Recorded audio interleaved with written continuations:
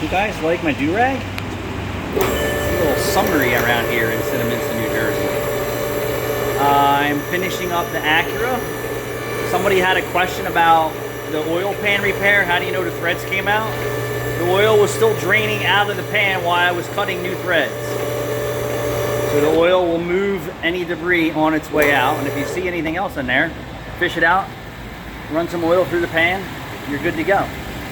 It's aluminum, it's not iron, it's not metal. So all this crap that was here from 130,000 miles of overextended oil changes with 020, nothing's dripping out right now. The front pipe was just so bad we replaced it. I was able to get all the nuts off that were bad and reuse some of them. And you can see the repair right here. The car is actually running with a new filter. The bellows boot is on, the rack and pinion. The bellows boot. Catalytic converter is welded in, and the patch is all done back here. We saved this customer a boatload of friggin' money. I challenge anyone to call around and get a direct fit engine back system on this Acura.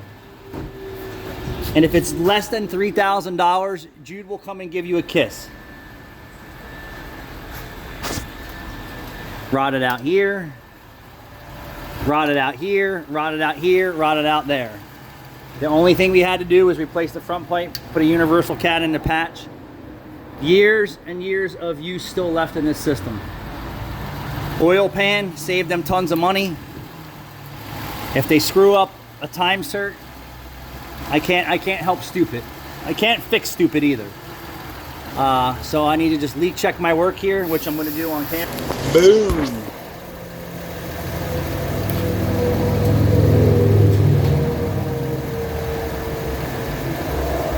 I don't need to check the front pipe work.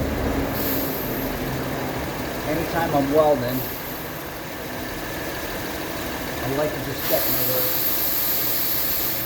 Because there's some pain in the ass people out there like, oh, you left a little spitter. If I did, it wasn't on purpose.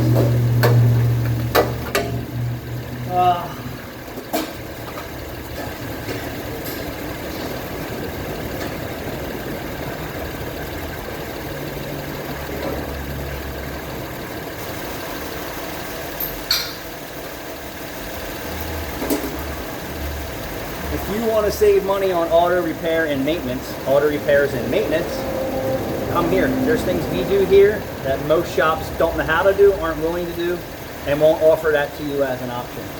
I'm moving over to the Ford Explorer